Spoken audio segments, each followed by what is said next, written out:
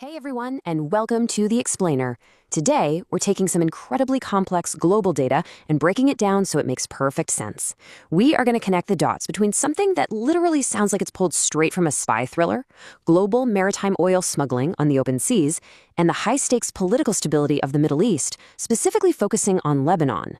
Now, the headlines, they usually treat these as totally separate stories, right? But as we'll see, the economics of the ocean are directly fueling the politics on the ground. Here's our quick roadmap for today.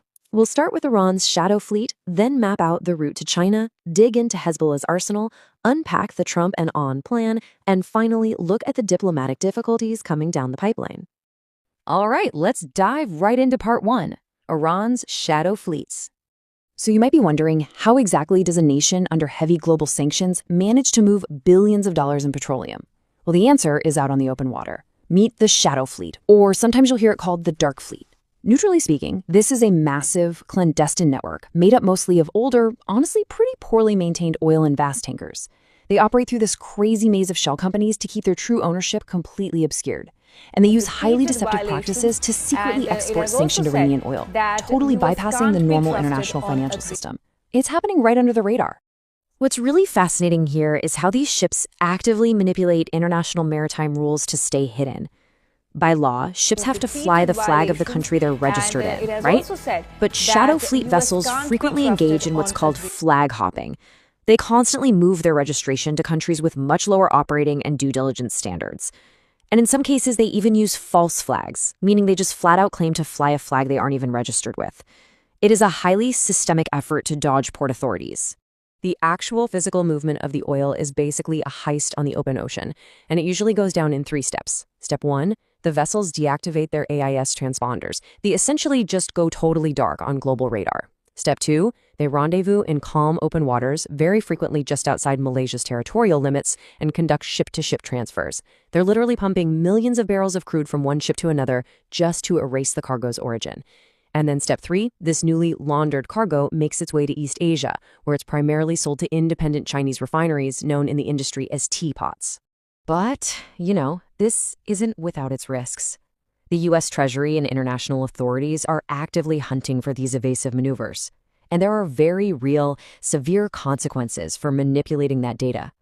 Vessels like the Corona Fun and the MS Enola, they were explicitly designated and sanctioned by the U.S. for turning off their transponders and taking part in those ship-to-ship transfers. Once they're caught, those ships and the companies operating them are effectively locked out of the legitimate global economy. Okay, moving on to Section 2, the route to China. So we've covered the mechanics, but let's talk about the sheer scale of the operation, keeping the Iranian economy afloat, which is heavily centered on this specific oil route to China. 50 million. I really want you to process that number. That represents the massive amount of barrels of crude oil and gas condensates that this shadow fleet pushed to China over a period of just 2 weeks in late June. It was a totally unprecedented surge. Just to put that into perspective, that roughly equals what used to be a full month's worth of exports before all the recent regional tensions escalated.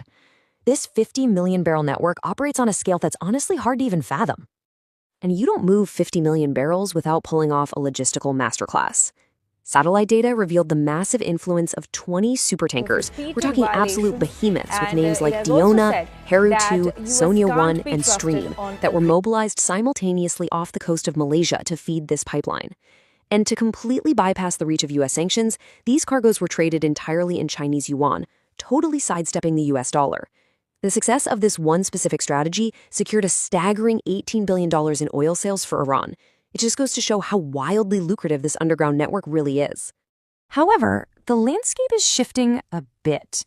The U.S. Secretary of the Treasury recently noted that Chinese oil imports from Iran actually dropped by about 40%.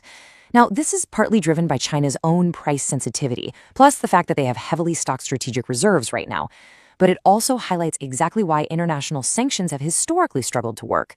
As fresh U.S. sanctions hit those independent Chinese teapot refineries, the buyers just pivot. It is a constant global game of economic cat and mouse.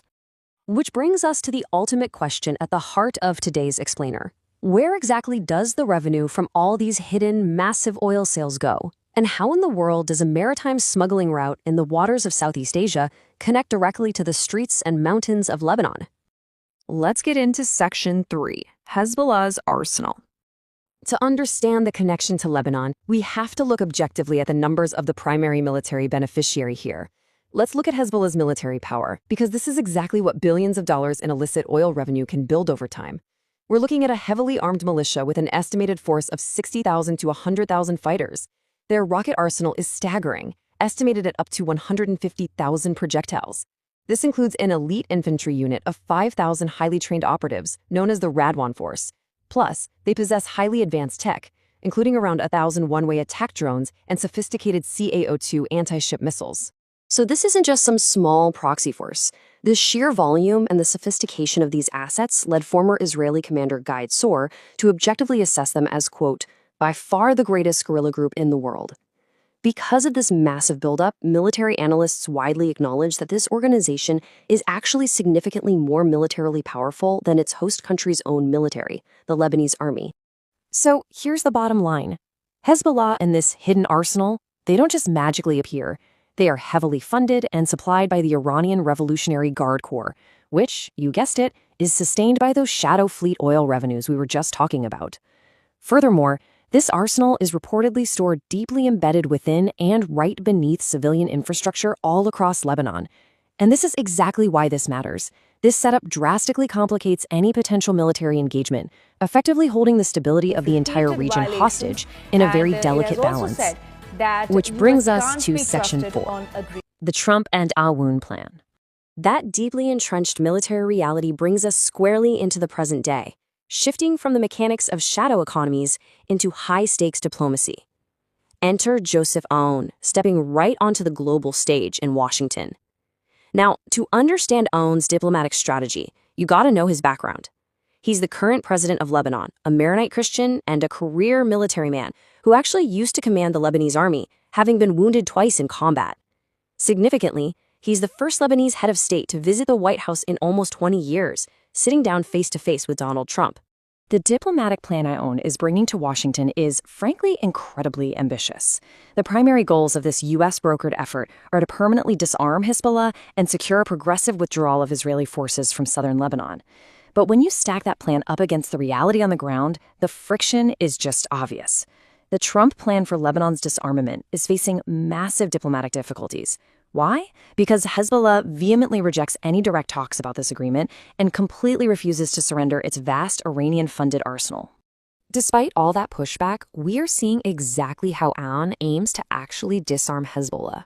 He's doing it by rooting his mission in a core principle of sovereignty. As he stated during his inaugural pledge, his ultimate goal is reestablishing the right of the state to a monopoly on weapons. He firmly believes that only through intense U.S. pressure on all sides can Lebanon regain full control over its own territory and its borders without a parallel militia dictating the terms. And finally, Section 5, diplomatic difficulties in the future. All of this sets the stage for a massive collision between an economic shadow war at sea and a political battle on land. Let's look at how this builds chronologically, because trust me, the timing here is absolutely not a coincidence. On June 26th, a U.S. brokered agreement framework is reached. Just days later, in late June, Iran's shadow fleet surges that 50 million barrels of oil to China, very likely to secure immediate funding for its proxies. Then, by mid-July, the U.S. retaliates economically, slapping heavy sanctions on the Shamkhani oil transport network to choke off that exact revenue stream. And right on the heels of that economic strike, in late July, President Aoun meets with Donald Trump in Washington to push for physical disarmament on the ground. It's economics and diplomacy striking at the exact same time.